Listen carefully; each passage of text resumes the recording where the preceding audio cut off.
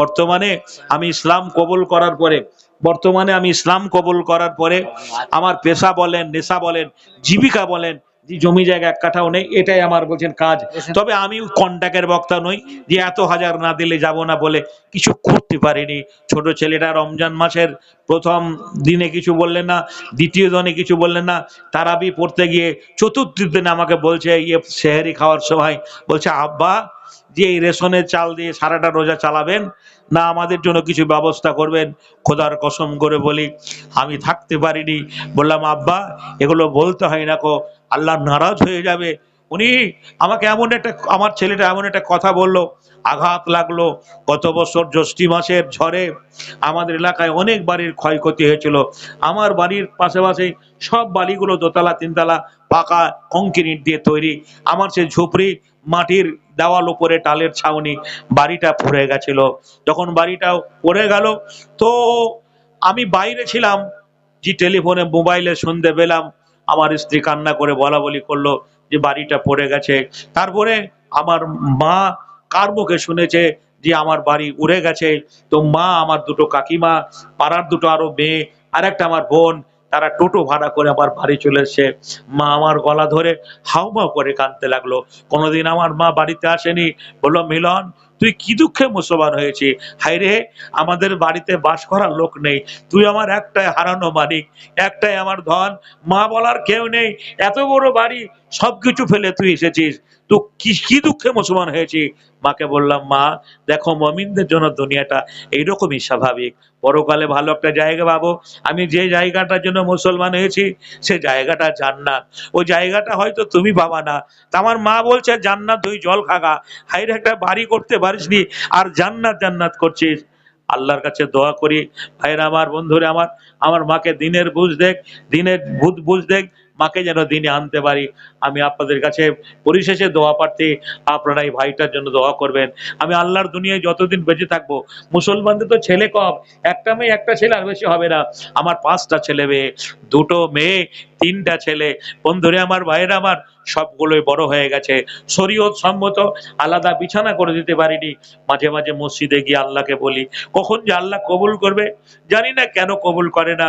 বই আল্লাহ আমার ছেলে মেয়েদের আলাদা বিছানা করার ব্যবস্থা করে দাও। করতে পারিনি, কষ্ট হয়, দুঃখ লাগে। আপনারা দোয়া করবেন। যে অভাব আমার রয়েছে আল্লাহ সমস্ত অভাব যেন আমার পূর্ণ করে দেন, বলুন না আমিন। আমি সার্বিকভাবে মিল্লাতের জন্য, কওমের জন্য মহান আল্লাহর কাছে ফরিয়াদ করে বলবো, আজকে কবরস্থানে জালসায় দুহাত ভরে যারা যতটুকু ভাবে দান করেছেন, সার্বিকভাবে আল্লাহ রাব্বুল আলামিন সকলের দোয়া যেন কবুল করেন, জোরে বলুন আমিন। বলার মধ্যে ভাষা গান দিয়ে ভুল ত্রুটি হলে আমি ক্ষমা প্রার্থী। আপনারা খাস করে আমার জন্য দোয়া করবেন। আমি সত্য একটা বেদিনের ছেলে, বিধর্মীর ছেলে, ইসলামের একদিন আলো পেয়ে ইসলামকে কবুল করতে গিয়ে ব্যক্তি জীবনে কত ঝড় আমার প্রতি চলে গেছে। আমার আফসোস, দুঃখ, আমার চেহারার সঙ্গে আপনার চেহারার মিল কেন হলো না? আমি ইসলামের কাছে অপরাধী না আপনি ইসলামের কাছে অপরাধী? আমার বাবা হিরেন কুমার রাজেন্দ্র, মা অর্চনা দেবী, আমি এখানে এই প্রোগ্রামটা করার জন্য মোরগ্রাম বলে একটা জায়গা আছে, মোরগ্রাম থেকে আমার বাড়িটা আরো 7 কিলোমিটার ভেতরে, ওখানে বাইকটা রেখে মোরগ্রাম ব্রিজের ওপরে আমি অনেকক্ষণ দাঁড়িয়ে থাকলাম, গাড়ি পেলাম না। একটা কি বলছেন মারুতি ভ্যান, যে আমি হাত মারলাম, দাঁড়িয়ে গেল। বলে কোথায় যাবেন? বলে আমি যাব 16 মাইল। বলে ফারাক্কা পর্যন্ত আপনি যেতে পারবেন? আমি বললাম ভাই ওইদিকার যাবেন না? বললেন আমার ফারাক্কা হলো আমার লাস্ট স্টপেজ। আমি চাপলাম, যে ওনার সঙ্গে অনেক কথা আলোচনা করতে করতে এলাম, আরো প্যাসেঞ্জার নিল। আমি ফারাক্কায় নেমে গেলাম, ওখানে একটা টোটো ধরে এলাম আপনাদের এই টাউনশিপ মোড়। ওখান থেকে বললাম ভাই জৈনপুর যাবো বলে এখানে গাড়ি পাবেন না, আপনি 16 মাইল চলে যান, ওখান থেকে পাবেন। 16 মাইলে 1 ঘন্টার উপর দাঁড়িয়ে থাকলাম। একটা অটো বলছে প্যাসেঞ্জার না হলে যাব না, অনেক রাস্তা, ফুল প্যাসেঞ্জার হবে তবে ছাড়বো। 1 ঘন্টার উপর ওখানে দাঁড়িয়ে থাকলাম। বন্ধুরে আমার, আমি যাওয়ার পথে আবারই ভাবে আমাকে যেতে হবে। আমার তো ওইরকম 4 চাকা গাড়ি নেই। 16 চাকার লরি যদি আমার উপর দিয়ে চলে যায়, আল্লাহে, বাংলার কোন ডিপার্টমেন্ট আমাকে উলঙ্গ করে দেখবে না। আমি হিন্দু না মুসলমান, আমার বাবা হিন্দু, আমার মা হিন্দু, কিন্তু আমার এই সুন্নাতি দাড়ি দেখে, ইসলামী লেবাস দেখে আমাকে কোনো ডিপার্টমেন্ট ন্যাংটো করবে না। এই দাদা যদি মারা যায় অ্যাক্সিডেন্ট হয়ে, যদি মালদার লোক সবাই চেনে, লোকটা জনপুরের মানুষ, কিন্তু মালদার দূরে রেঞ্জের বাইরে যদি চলে যায়, শিলিগুড়ি, আসানসোল, রায়গঞ্জ, জি টাটা, ফেকো, জামশেদপুর, যদি অন্য জায়গায় মারা যায়, শুধু একটা সুন্নতের বর্ণনা করার জন্য সিভিং পুলিশদের বলবে লোকটাকে দেখ হিন্দু না মুসলমান, মুখে দাড়ি না থাকার ফলে সিভিং পুলিশরা তাকে ন্যাংটো করে বলবে তার মুসলমানি দেওয়া আছে, লোকটা মুসলমান। ছোটবেলায় আপনার মা বলেছিল আমজাদ বড় হয়ে গেছে, আমজাদের মুসলমানি দিতে হবে। সাদ্দাম বড় হয়ে গেছে, ওগো শুনছো, সাদ্দামের মুসলমানি দিতে হবে। হাজামকে ডেকে এনে মুসলমান দিয়েছিল। এই মুসলমানি দেওয়াটা নবীর সুন্নাত। একটা সুন্নাতকে আমল করার জন্য আপনি এই যাত্রা বেঁচে যাবেন, কিন্তু আমাকে ন্যাংটো করে দেখবে না আমি হিন্দু না মুসলমান। তাই আমি আপনাদের কাছে কোরআন থেকে একটাই পড়েছিলাম, ইয়া আইয়ুহাল্লাযীনা আমানুত্তাকুল্লাহা হাক্কা তুকাতিহি ওয়ালা তামুতুন্না ইল্লা ওয়া আনতুম মুসলিমুন। তোমরা যারা ঈমান এনেছো আমাকে ভয় করার মতো ভয় করো, আর তোমরা মরিও না মুসলমান অবস্থায় না থাকা পর্যন্ত। যদি তোমরা মরো মুসলমান হয়ে মরো, খবরদার তোমরা অমুসলমান হয়ে মরিও না। আমি যে ঈদে পোশাকটা কিনে দিয়েছি আমার ছেলে মেয়ের জন্য, সেই পোশাকটাও ইসলামী কি বলছেন সুন্নতি লেবাসে যেন হওয়া চাই। পোশাকটা পরতে হবে সুন্নতি লেবাসে, পা ঢেকে রাখলে চলবে না। জিন্সের প্যান্ট কিনেছো 1 হাত লম্বা, পায়ের গোড়ালি দেখা যায় না, এ পোশাক শরীয়তে নেই। জি, নাভির ওপরে কাপড়টা পরতে হবে। বেশিরভাগই ছেলেরা জি পাছা থেকে যত ঝুল করে পড়বে, এটা হলো স্টাইল, এটা হলো কি বলতে পারে কি বলছে না, এটা হচ্ছে সবচেয়ে ভদ্রতার পরিচয়। বন্ধুরে আমার ভাইরা আমার, আচ্ছা মাশাআল্লাহ আলহামদুলিল্লাহ, আমার ভাই 500 টাকা, এখানে আরেকজন ভাই জি আপনার মাশাআল্লাহ 1000 টাকা বলছেন, 1000 টাকা, আরিফ সাহেব 1000 টাকা, আলহামদুলিল্লাহ জাযাকাল্লাহ। অনেক কথা আপনাদের আলোচনা হলো। বারবার একটা কথা বলেছি, ভাষা গান দিয়ে ভুলতে হলে, আমি মরে গেলে কাউরি স্মরণে আমি কে আসিব আর, আমাকে ভাবিয়া অশ্রু ঝরাবে এমন বেদনা বুকে আছে কার, লোভ আশায় বেঁধে রাখে তারা আঁচলে আপন জনে, আজি আমারে বিদায় জানালে কাল রাখিবে না কেউ মনে, বুঝে নেয় তারা আমি তাহাদের কিছু দিতে পারিব না আর, আমি মরে গেলে কাউরি স্মরণে আমি কি আসিব আর, আসার যাওয়া দুনিয়ার নীতি শোনো গো বন্ধুগণ, আজি আমি গেলে কাল তুমি যাবে নিস্তার নেই কোনক্ষণ, যাত্রী লয়ে খাওয়া যায় আসে এই পার কবু ওই পার, আমি মরে গেলে কাউরে স্মরণে আমি কি আসিব আর। আমি যদি ওই পার দিয়ে যাই, তো আমি আপনাদের কাছে যে সেই ইতিহাসটা একটু বলবো, আমি কিভাবে মুসলমান হলাম। আফসোস লাগে, দুঃখ লাগে, আপনাদের মতো আব্বাজানকে দেখে আমার বাপের কথা মনে পড়ে। সুবহানাল্লাহ, মা খালার আমার ঈদ গেল, বলুন এই ঈদের দিনে আপনার ছেলেটাকে যদি দেখতে না পেতেন কত কষ্ট হতো রে মা, কত ব্যথা আপনি পেতেন। আপনার ছেলেটা হয়তো বিদেশে আছে, আপনার ছেলেটা ফোন করে বলেছে মা ঈদে যাওয়া হলো না, কুরবানিতে টিকিট করেছি, কুরবানির 5 দিন আগে যাব। ওই মা শান্ত পাবে, সান্ত্বনা হবে। কিন্তু আমার মা বেদিন, মুশরিক, বিধর্মী, ঈদ কাকে বলে, ঈদ কি জিনিস জানে না। আমি হতভাগা হাবিবুল্লাহ যতদিন রোজা করেছি, খোদার কসম করে বলি একটা রোজাও আমার কাজা হয়নি। তবে একটা রোজা মনে হয় ভেঙে যেত। জি আল্লাহে, এইদিকে এই দিয়ার এলাকায় পার ভবানীপুর বলে একটা জায়গা আছে, শিবপুর, ওই শিবপুরে জালসায় আজ ভাদর মাসে এসেছিলাম, ঝড় বৃষ্টি হয়েছিল রান্নার সময়। আমি যে মসজিদে আছি খোঁজই লাইনি, ইমাম খেয়ে নিয়েছে, গ্রামের লোক খেয়ে নিয়েছে। সুবহানাল্লাহ, যে লোকটা আজান দিতে আসছে বলছে মৌলানা আপনি খাননি, বলেন না ভাই আমি খাওয়া দাওয়া হয়নি। ওয়াল্লাহি মলবির নিচে ওখানে যে চোখের নিচে একটা ডিব্বাতে 2টো বিস্কুট ছিল, সেই বিস্কুটটা খেয়ে জি সুবহানাল্লাহ পানি পান করলাম। সেই রোজাটাও আমার কাজা হয়নি, একটা রোজাও আমার জীবনে ছুটে যায়নি। তবে আফসোস লাগে, আমার মা মুশরিক, বেদিন, বিধর্মী, কোনদিন সেহরি খাওয়ার সময় কোনদিন বলেনি বেটারে সময় হয়ে গেছে সাহারি খেয়ে নে। আপনার মারা বলেছিল না, বলেনি? বলেনি আপনাকে যে বেটা ওঠ, সাহারি খেয়ে নে, আজান হয়ে যাবে, তাড়াতাড়ি ওঠ, ওযু করে আই ইফতার করতে বস, সময় নেই, এত ঘোরাঘুরি করছিস কেন? ওরে আমার খালারা, বোনেরা আমার, আমার বুক ভরা আশা, এই গ্রামের মায়ের আমার মা, এই গ্রামের বোনের আমার বোন, এই গ্রামের ভাইয়ের আমার ভাই, আমি এই কবরস্থানে আমার জায়গা হবে না।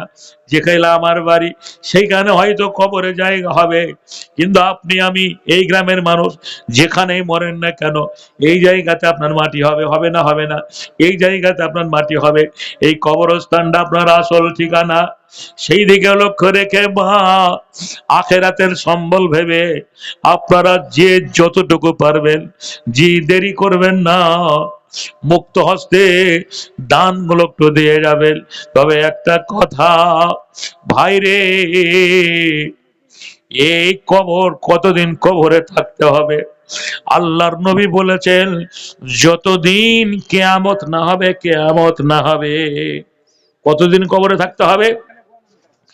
আমি জেলে ছিলাম 3 মাস।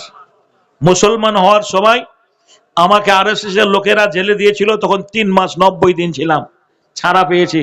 আপনারা অনেকে জেল শুনেছেন, যাননি নাকি বলছেন? গাড়ি ঘোড়ার শব্দ পাবেন, মন খারাপ করবে। জেলখানা ঘেরা আছে, সাইড দিয়ে রাস্তা, লরি বাসের হর্ন শুনতে পাবেন, যে কত মন খারাপ করবে। আপনজনদের দেখতে পাবেন না। সেই জায়গায় আমি 3 মাস সময় 90 দিন ছিলাম। জি, আপনার নাম? বরজাহান ভাই আমার, তার আম্মা জান 1000 টাকা দিয়েছেন, আলহামদুলিল্লাহ। আয় আল্লাহ রব্বুল আলামিন, বরজাহান ভাইয়ের মা 1000 টাকা দান করেছে। আল্লাহ গো তার দান সাদরে তুমি কবুল করে নাও। ভোটটা লেখান ভাই। জি জি, কত ভোটটা?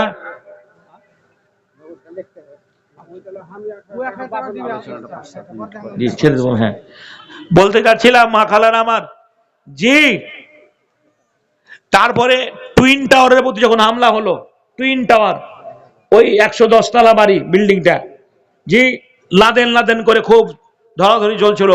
মালদা মুর্শিদাবাদে অনেক আলেমকে ধরা হয়েছিল।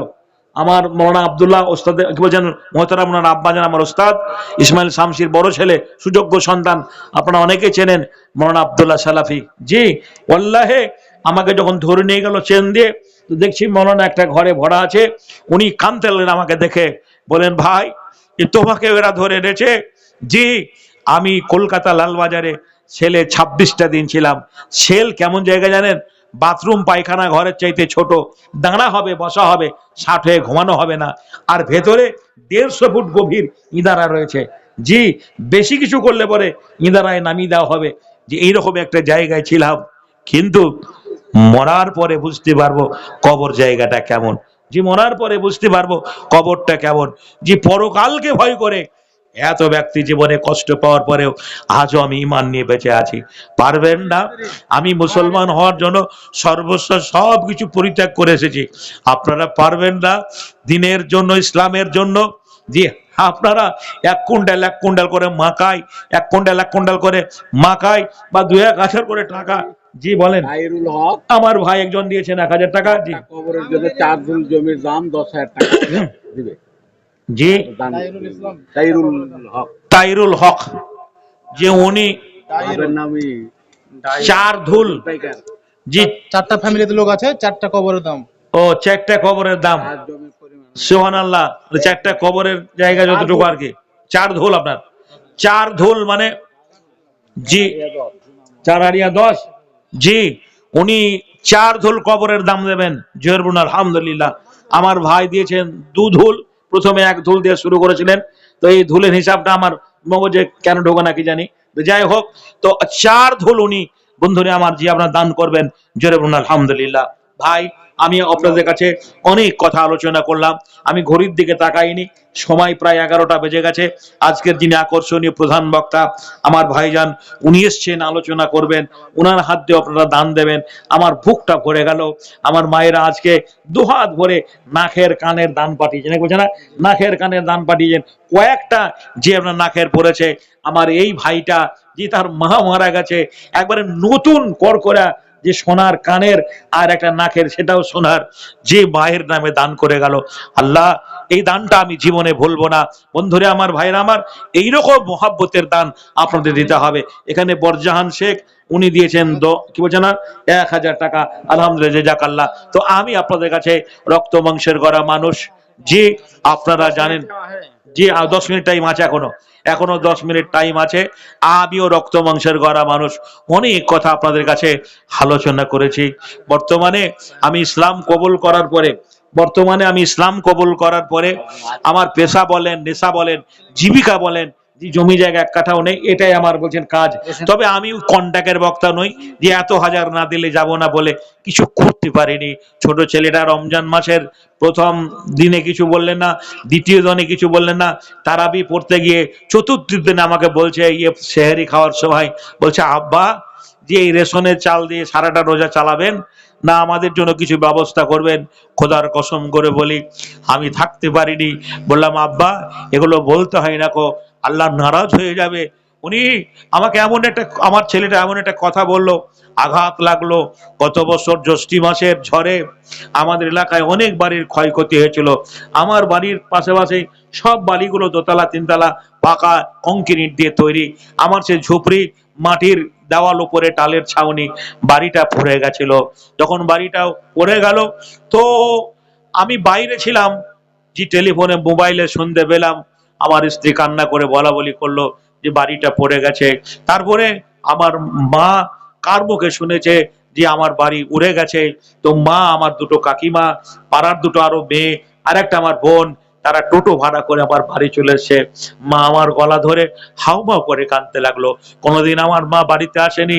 বললো, মিলন তুই কি দুঃখে মুসলমান হয়েছি? হায়রে, আমাদের বাড়িতে বাস করার লোক নেই, তুই আমার একটাই হারানো মালিক, একটাই আমার ধন, মা বলার কেউ নেই, এত বড় বাড়ি সবকিছু ফেলে তুই এসেছিস, তো কি দুঃখে মুসলমান হয়েছি। মাকে বললাম, মা দেখো মুমিনদের জন্য দুনিয়াটা এইরকমই স্বাভাবিক, পরকালে ভালো একটা জায়গা পাবো।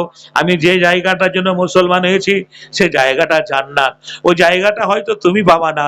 তা আমার মা বলছে জান্নাত ওই জল খাগা, হাইরে একটা বাড়ি করতে পারিসনি আর জান্নাত জান্নাত করছিস। আল্লাহর কাছে দোয়া করি ভাইরা আমার, বন্ধুরে আমার, আমার মাকে দিনের বুঝ দেখ, দিনের বুঝ দেখ, মাকে যেন দিনে আনতে পারি। আমি আপনাদের কাছে পরিশেষে দোয়া প্রার্থী, আপনারা এই ভাইটার জন্য দোয়া করবেন।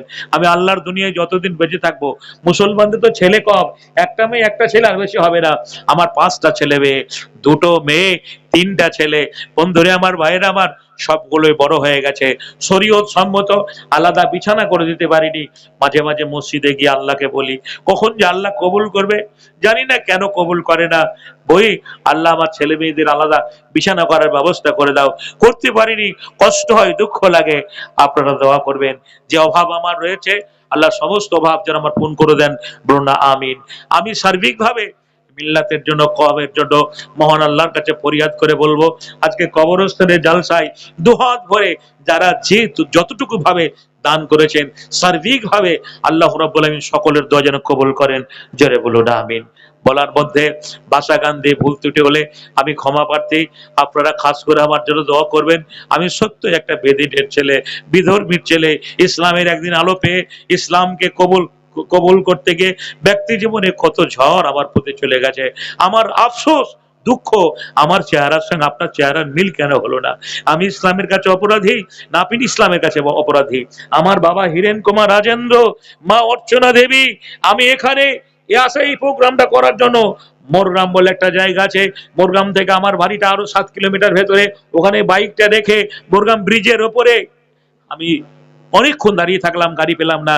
একটা কি বলছেন মারুতি ভ্যান, যে আমি হাত মারলাম, দাঁড়িয়ে গেল, বলে কোথায় যাবেন? বলে আমি যাব 16 মাইল, বলে ফারাক্কা পর্যন্ত আপনি যেতে পারবেন। আমি বললাম ভাই ওইদিকে আর যাবেন না? বললেন আমার ফারাক্কা হলো আমার লাস্ট স্টপেজ। আমি চাপলাম, যে ওনার সঙ্গে অনেক কথা আলোচনা করতে করতে এলাম, আরো প্যাসেঞ্জার নিল, আমি ফারাক্কায় নেমে গেলাম। ওখানে একটা টোটো ধরে এলাম আপনাদের এই টাউনশিপ মোড়, ওখান থেকে বললাম ভাই জৈনপুর যাবো বলে এখানে গাড়ি পাবেন না, আপনি 16 মাইল চলে যান, ওখান থেকে পাবেন। 16 মাইলে 1 ঘন্টার উপর দাঁড়িয়ে থাকলাম। একটা অটো বলছে প্যাসেঞ্জার না হলে যাব না, অনেক রাস্তা, ফুল প্যাসেঞ্জার হবে তবে ছাড়বো। 1 ঘন্টার উপর ওখানে দাঁড়িয়ে থাকলাম। বন্ধুরে আমার, আমি যাওয়ার পথে আবারই ভাবে আমাকে যেতে হবে, আমার তো ওইরকম 4 চাকা গাড়ি নেই। 16 চাকার লরি যদি আমার উপর দিয়ে চলে যায়, আল্লাহে, বাংলার কোন ডিপার্টমেন্ট আমাকে উলঙ্গ করে দেখবে না। আমি হিন্দু না মুসলমান, আমার বাবা হিন্দু, আমার মা হিন্দু, কিন্তু আমার এই সুন্নাতি দাড়ি দেখে, ইসলামী লেবাস দেখে আমাকে কোনো ডিপার্টমেন্ট ন্যাংটো করবে না। এই দাদা যদি মারা যায় অ্যাক্সিডেন্ট হয়ে, যদি মালদার লোক সবাই চেনে, লোকটা জৌনপুরের মানুষ, কিন্তু মালদার দূরে রেঞ্জের বাইরে যদি চলে যায়, শিলিগুড়ি, আসানসোল, রায়গঞ্জ, জি টাটা, ফেকো, জামশেদপুর, যদি অন্য জায়গায় মারা যায়, শুধু একটা সুন্নতের বর্ণনা করার জন্য সিভিং পুলিশদের বলবে লোকটাকে দেখ হিন্দু না মুসলমান, মুখে দাড়ি না থাকার ফলে সিভিং পুলিশরা তাকে ন্যাংটো করে বলবে তার মুসলমানি দেওয়া আছে, লোকটা মুসলমান। ছোটবেলায় আপনার মা বলেছিল আমজাদ বড় হয়ে গেছে, আমজাদের মুসলমানি দিতে হবে, সাদ্দাম বড় হয়ে গেছে, ওগো শুনছো সাদ্দামের মুসলমানি দিতে হবে, হাজামকে ডেকে এনে মুসলমান দিয়েছিল। এই মুসলমানি দেওয়াটা নবীর সুন্নাত, একটা সুন্নাতকে আমল করার জন্য আপনি এই যাত্রা বেঁচে যাবেন, কিন্তু আমাকে ন্যাংটো করে দেখবে না আমি হিন্দু না মুসলমান। তাই আমি আপনাদের কাছে কোরআন থেকে একটাই পড়েছিলাম, ইয়া আইয়ুহাল্লাযীনা আমানুত্তাকুল্লাহা হাক্কা তুকাতিহি ওয়ালা তামুতুন্না ইল্লা ওয়া আনতুম মুসলিমুন। তোমরা যারা ঈমান এনেছো আমাকে ভয় করার মতো ভয় করো, আর তোমরা মরিও না মুসলমান অবস্থায় না থাকা পর্যন্ত। যদি তোমরা মরো মুসলমান হয়ে মরো, খবরদার তোমরা অমুসলমান হয়ে মরিও না। আমি যে ঈদে পোশাকটা কিনে দিয়েছি আমার ছেলে মেয়ের জন্য, সেই পোশাকটাও ইসলামী কি বলছেন সুন্নতি লেবাসে যেন হওয়া চাই। পোশাকটা পরতে হবে সুন্নতি লেবাসে, পা ঢেকে রাখলে চলবে না। জিন্সের প্যান্ট কিনেছো 1 হাত লম্বা, পায়ের গোড়ালি দেখা যায় না, এ পোশাক শরীয়তে নেই। জি, নাভির উপরে কাপড়টা পরতে হবে। বেশিরভাগই ছেলেরা জি পাছা থেকে যত ঝুল করে পড়বে, এটা হলো স্টাইল, এটা হলো কি বলতে পারে কি বলছে না, এটা হচ্ছে সবচেয়ে ভদ্রতার পরিচয়। বন্ধুরে আমার ভাইরা আমার, আচ্ছা মাশাআল্লাহ আলহামদুলিল্লাহ, আমার ভাই 500 টাকা, এখানে আরেকজন ভাই জি আপনার মাশাআল্লাহ 1000 টাকা বলছেন, 1000 টাকা, আরিফ সাহেব 1000 টাকা, আলহামদুলিল্লাহ জাযাকাল্লাহ। অনেক কথা আপনাদের আলোচনা হলো। বারবার একটা কথা বলেছি, ভাষা গান দিয়ে ভুলতে হলে, আমি মরে গেলে কাউরি স্মরণে আমি কে আসিব আর, আমাকে ভাবিয়া অশ্রু ঝরাবে এমন বেদনা বুকে আছে কার, লোভ আশায় বেঁধে রাখে তারা আঁচলে আপনজনে, আজি আমারে বিদায় জানালে কাল রাখিবে না কেউ মনে, বুঝে নেয় তারা আমি তাহাদের কিছু দিতে পারিব না আর, আমি মরে গেলে কাউরি স্মরণে আমি কি আসিব আর, আসার যাওয়া দুনিয়ার নীতি শোনো গো বন্ধুগণ, আজি আমি গেলে কাল তুমি যাবে নিষ্ঠার নেই কোনক্ষণ, যাত্রী লয়ে খাওয়া যায় আসে এই পার কবু ওই পার, আমি মরে গেলে কাউরে স্মরণে আমি কি আসিব আর। আমি যদি ওই পার দিয়ে যাই তো ব্রিজ পার হয়ে যেতে হবে, আর এই দিক দিয়ে যদি যাই আপনার কি বলছেন ধুলিয়ান গঙ্গা পার হয়ে, তাহলে আমাকে নদী পার হতে হবে নাকি বলছেন, নদী পার হতে হবে।